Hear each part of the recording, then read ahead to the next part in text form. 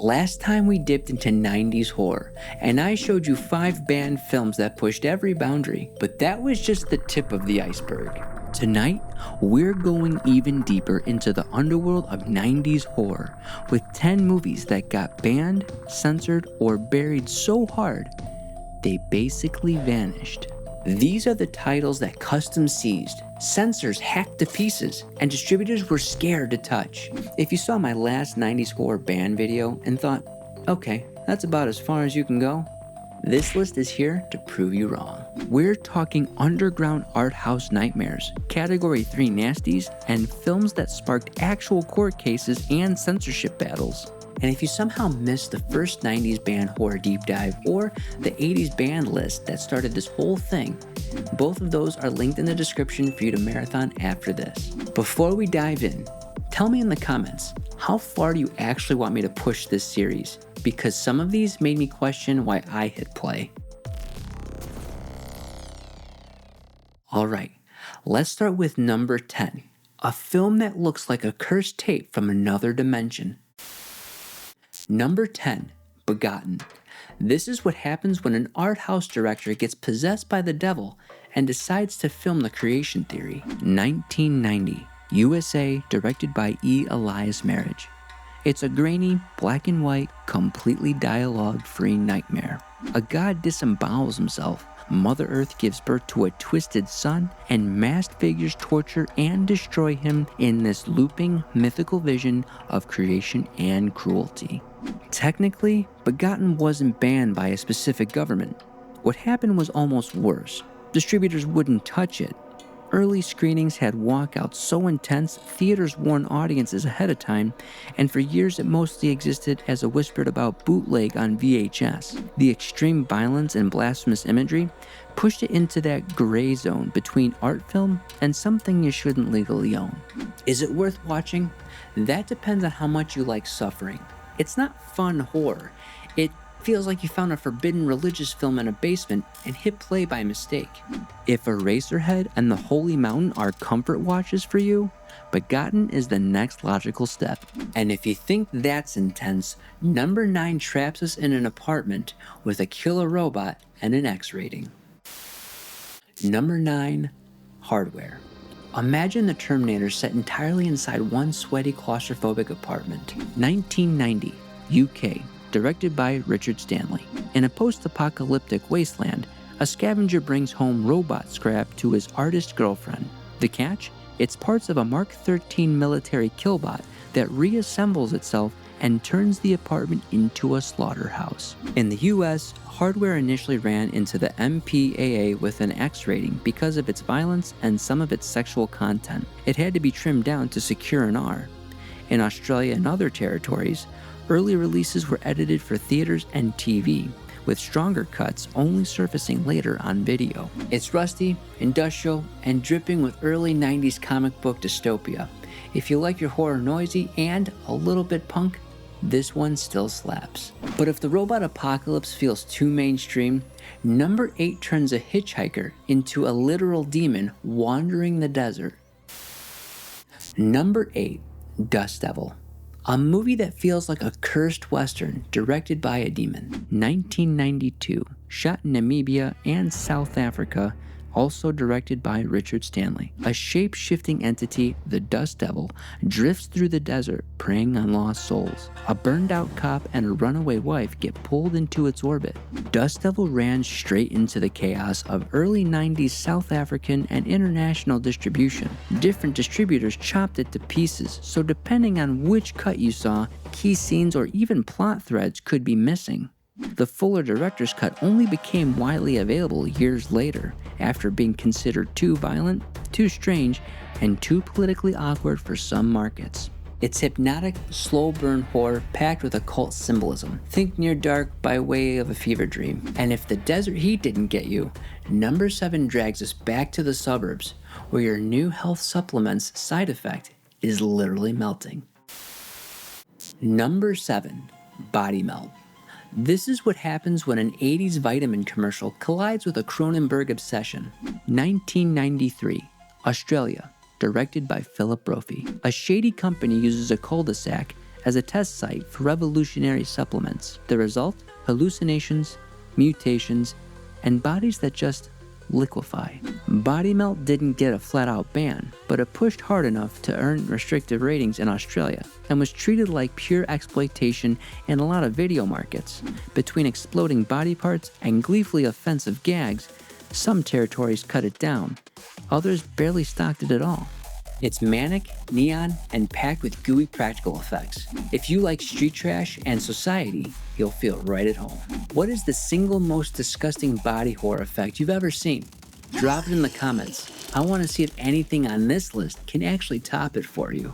Because number 6, this one actually got the director dragged into court. Number 6, The Burning Moon. A German shot on video horror so nasty it ended up in front of a judge. 1992, Germany, directed by Olaf Ittenbach. A delinquent shoots up and then reads his little sister 2 bedtime stories. One about a dating service serial killer and one about a deranged priest that ends in a full splattery tour of hell. In Germany, The Burning Moon was prosecuted under laws targeting extreme violent media and was effectively banned for years. Authorities seized copies, and it became one of those tapes you only heard about through rumor, gray market imports, or bootlegs. If you're into underground SOD splatter, this is like a rite of passage. Just don't expect any redeeming qualities beyond, I cannot believe a human being filmed this. And yet, number 5 made the government so mad, they tried to destroy the movie itself. Number 5, Nekromantik 2. The necrophile love story that turned into a free speech case. 1991, Germany, directed by Jörg Buschkewitz. A lonely woman exhumes a corpse and starts a relationship while also dating a living boyfriend. It's morbid, slow, and way more melancholic than you'd expect. After a successful run in Munich, police seized the film and prosecutors went after Buschkewitz and his producer for obscenity. For about 2 years, they were dragged through court until a German judge finally ruled that the movie was protected as art. Outside Germany, customs officers in places like Australia also seized copies multiple times in the 90s and early 2000s. It plays almost like a breakup movie that just so happens to involve a corpse, which is somehow even more disturbing. But if you'd rather your transgression be based on a real murder case, number 4 has you covered with human pork buns. Number 4, The Untold Story, one of the most notorious Category 3 films ever made. 1993, Hong Kong, directed by Herman Yao, loosely based on the real 8 Immortals restaurant murders in Mâcon. It follows a restaurant owner who kills a family and disposes of the bodies by grinding them into pork buns. In Hong Kong, it was slapped with a Category 3 rating, their most restrictive, for brutal violence, dismemberment, and sexual assault. Overseas, it was either heavily cut or barely released at all, spending years in that too nasty to bother with pile for many distributors. It's grimy, mean, and powered by Anthony Wong's absolutely unhinged performance. And if you think that's offensive, number 3 mixes that nastiness with a real-world virus. Number 3, Ebola Syndrome, a movie that absolutely earns its reputation as one of the most offensive Category 3 films out there. 1996, Hong Kong, directed by Herman Yao again, starring Anthony Wong. A low-level thug flees Hong Kong after a violent crime and winds up working at a restaurant in South Africa. While there, he's exposed to an Ebola-like virus, and instead of, quarantining, he basically turns himself into a walking biological weapon. He commits rape, murder, and spreads the infection everywhere he goes, while the movie piles on every taboo it can think of: violence, disease, racism, and some truly mean-spirited dark comedy. In Singapore, Ebola Syndrome was refused classification altogether, which is effectively a ban, and censors in other countries either cut it heavily or just ignored it completely. Even in Hong Kong, where Category 3 is already known for going hard, this one sparked controversy for how gleefully it treats a deadly virus as shock entertainment. This is not a fun Friday night popcorn watch. This is the kind of film you put on when you want to test your own limits and maybe question some of your life choices. And yet, our number 2 pick proves you don't even need gore to get blacklisted. Sometimes blasphemy and sexual violence in an art film are more than enough.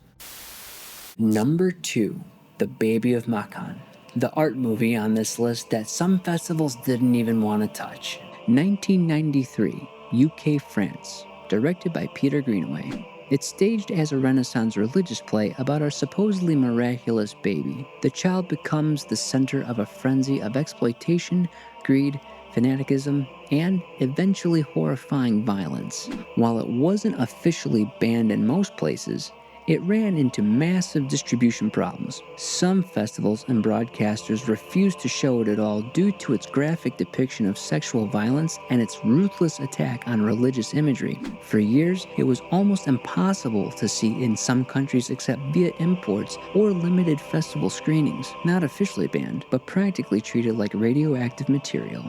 It's beautifully shot, meticulously staged, and absolutely miserable to sit through, in a way that a certain kind of horror fan is going to appreciate. And yet, our number 1 film goes even further by turning real wartime atrocities into an exploitation horror showcase. Number 1, Men Behind the Sun 2, Laboratory of the Devil. 1992. Hong Kong, directed by Godfrey Ho. This is part of the Men Behind the Sun series about Japan's Unit 731, a real World War II unit responsible for horrific human experimentation in China. Laboratory of the Devil dramatizes freezing experiments, biological weapons testing, and vivisections with the tone and style of an exploitation movie. The first Men Behind the Sun was outright banned or heavily censored in multiple countries, and the sequels inherited that reputation. In some regions, Laboratory of the Devil was refused classification, effectively blocking any official release. In others, it was cut to pieces for scenes of extreme cruelty and for using real historical atrocities as shock entertainment. On top of the gore, the political sensitivity made censors even more nervous. It walks a very fine line between historical condemnation and pure nasty spectacle. This is a film where horror movie and war crime reenactment blur together, and you might come out of it feeling worse about humanity in general. So that's 10 banned, censored, or buried horror films from the 90s that you were absolutely not meant to see. And somehow, this is the second time we've gone down this particular rabbit hole. Between the 5 90s banned films from the last video and these 10 deeper, nastier cuts, the decade quietly went to some very dark places. From arthouse creation myths and killer robots, to Cat 3 disease nightmares and exploitation versions of real atrocities. Now, I want to hear from you. Which one of these have you actually seen, and which one are you adding to your "I probably shouldn't watch this, but I will" list? Also, where do we want to take this series next? Do we jump into banned horror from the 2000s, or do we go full send and tackle most disturbing of all time, any decade, no rules? If you somehow missed my first 90s banned horror video, the one that covers Mikey, Dead Alive, Audition, and more, that's your perfect warm-up. I'll have it right here on screen, along with my 80s banned horror list, so you can make it a full trilogy. Click on one of those, I'll meet you over there, and as always, thanks for watching, stay safe out there, and remember, just because a movie got banned doesn't mean you won't go looking for it anyway.